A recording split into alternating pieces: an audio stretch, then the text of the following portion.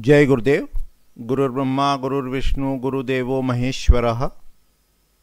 गुरुः साक्षात् परम ब्रह्म तस्मै श्री गुरुवे नमः। अर्चनी वंदनी प्रातः स्मरणीय परम पूजनीय गुरुदेव के चरणों में बारंबार वंदन कर आरंभ करते हैं। आज अपन वास्तु का जो अपना बेसिक कह लो, फाउंडेशन कह लो, जो कोर्स है उसके 22वें पाठ में स्पिरिचुअल साइंस, अध्यात्म विद्या और वास्तु का क्या संबंध है, इसको देखने का, समझने का प्रयास करेंगे। इसको अपन ऐसे भी कह सकते हैं, हु एम आई, मैं कौन हूं। इसको जानने के बाद ही अपन वास्तु में बहुत कुछ कर पाएंगे, समझ पाएंगे। जब अपन स्थपति लक्षण देख रहे थे तब अपन ने देखा स्थपति के 4 लक्षण या गुण, शास्त्र, कर्म, प्रज्ञा और शील। तो स्थपति कैसा हो तो कहा शास्त्रों का ज्ञान हो, कर्म में कुशल हो, प्रज्ञावान हो और आचरण से पवित्र हो, शीलवान हो। तो ये जो प्रज्ञा है ये कैसे विकसित हो?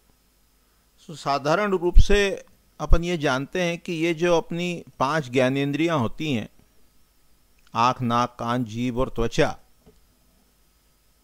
अपना ये जो शरीर है उसके ऊपर इंद्रियां हैं, इंद्रियों के ऊपर मन है। मन में कोई इच्छा जागृत होती है तो इंद्रियां कह लो, शरीर कह लो, वो उसको पूरा करने में लग जाते हैं। और मन में तो अनेक इच्छाएं कह लो, कामनाएं कह लो, वासनाएं कह लो, वो होती रहती है। और बुद्धि से अपन निर्णय करते हैं कि अपने लिए क्या ठीक है, तो फिर मन उसको फॉलो करता है। तो शरीर से ऊपर, इंद्रियों से ऊपर, मन से ऊपर बुद्धि। अब थोड़ा अभी बुद्धि को और मन को मिलाकर देखें तो ये समझ में आता है धीरे धीरे धीरे धीरे कि मन में उठते हैं विचार, मन में उठते हैं विचार। तो क्या एक ही विचार हमेशा रहता है? नहीं।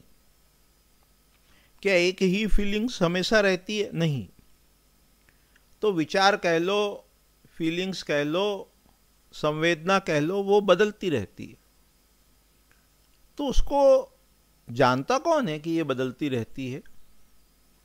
तो जो मन से, बुद्धि से परे है यानी ऊपर है, अलग है, वो ही जानता है कि जो विचार है वो बदलते रहते हैं, भावना बदलती रहती है, फीलिंग्स, संवेदनाएं बदलती रहती हैं।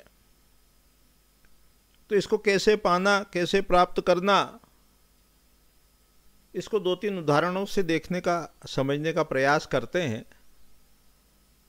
और इसके कारण क्या होता है, इसको क्या लाभ होता है जानने से, कि जब हम दृष्टा भाव में, साक्षी भाव में, विटनेस में स्थित रहते हैं तो हम कैसे हो जाते हैं? अनबायस्ड हो जाते हैं, निष्पक्ष कह लो, समत्व की स्थिति में चले जाते हैं, जिसको कहा समत्वम योग।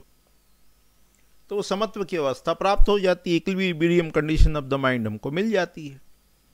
तो उसको कैसे प्राप्त करना, कैसे देखना, इसको पहले 2-3 उदाहरण से समझ लेते हैं। कि एक है पर्दा और एक है चित्र। पर्दा अलग है, चित्र अलग है।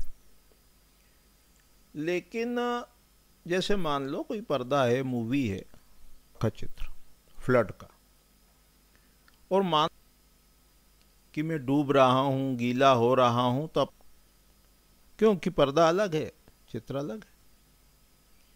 पर्दे पर कोई आग का चित्र हो, मूवी हो जलने की, और पर्दा कहे कि मैं जल रहा हूं, तो अपने को हंसी आती है। लेकिन अपने साथ क्या है? अपने मन में एक प्रसन्नता का, खुशी का विचार आया और अपन ने कहा मैं खुश। दुख का विचार आया तो अपन ने कहा मैं दुखी।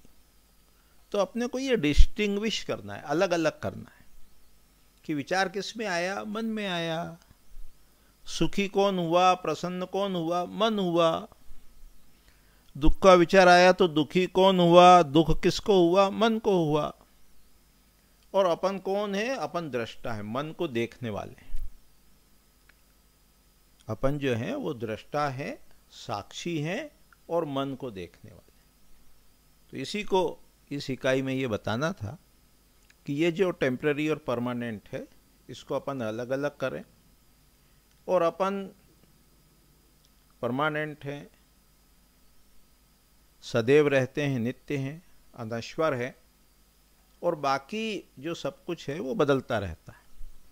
इसका बेनिफिट क्या होगा कि जो सारी समस्याएं हैं वो या तो शरीर के स्तर पर हैं या मन के स्तर पर है, चाहो तो बुद्धि के स्तर पर भी कह लो, पर सारी समस्या शरीर में और मन में है। और अपन कौन है? अपन शरीर भी नहीं है और मन भी नहीं है। अपन इन दोनों से ऊपर दृष्टा है, साक्षी है, चैतन्य है। तो जब ये मालूम हो जाता है, ज्ञात हो जाता है, अनुभव में आ जाता है, तो समस्याओं को अपन भली प्रकार से देख भी सकते हैं निष्पक्ष रूप से, और उसका सॉल्यूशन भी फाइंड आउट कर सकते हैं। एक कुशल स्थपति के लिए ये बहुत आवश्यक है कि वो दृष्टा भाव में, साक्षी भाव में रहकर कार्य करें। अधिक जानकारी के लिए इसमें अपन स्पंदकारी का अपने जो टेक्स्ट हैं, ग्रंथ हैं, उसको भी देख सकते हैं और उसका अभ्यास भी कर सकते हैं। अभी इतने कह के वाणी को विराम देते हैं। आगामी पाठ में विषय को और आगे बढ़ाएंगे। जय गुरुदेव, जय गुरुदेव।